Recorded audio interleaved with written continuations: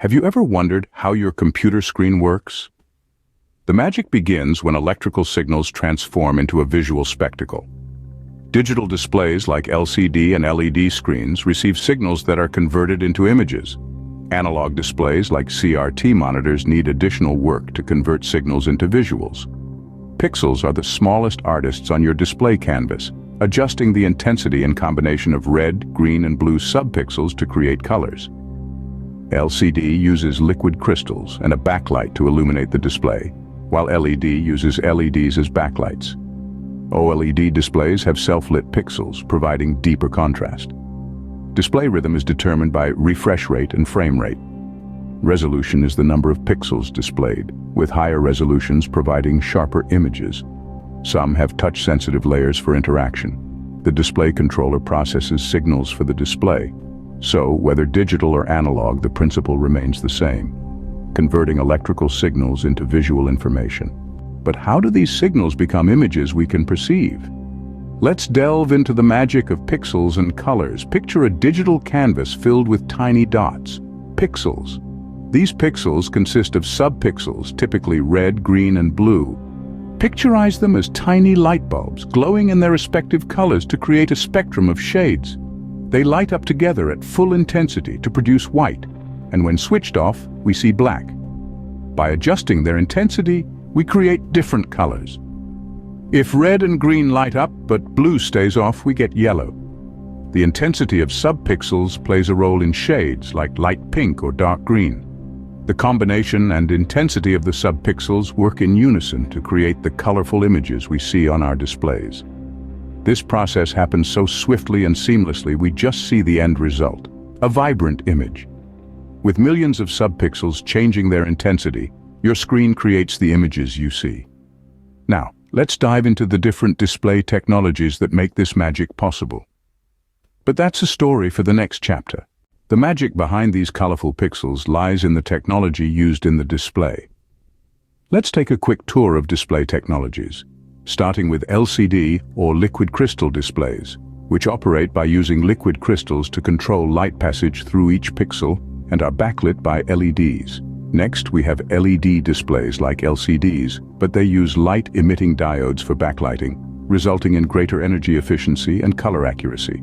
Another innovation is OLED or organic light-emitting diode displays, where each pixel emits light, eliminating the need for backlighting. This makes OLEDs offer deeper blacks and better contrast. Each technology has pros and cons, affecting factors like image quality and energy efficiency.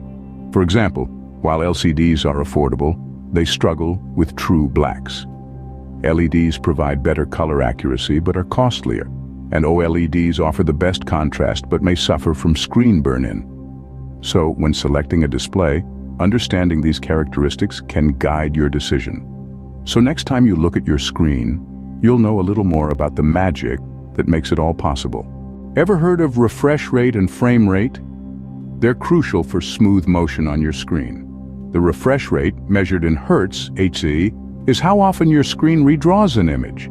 For example, a 60 Hz refresh rate redraws 60 times per second. Frame rate, on the other hand, is the number of frames displayed per second in video content. Higher rates, like 60 or 120 frames per second, are used for responsive, fast-paced video games. So, higher refresh and frame rates can help make your gaming or movie experience smoother. Now, let's talk resolution. Your screen is a grid filled with tiny squares of light called pixels. The resolution is the number of these pixels displayed horizontally and vertically.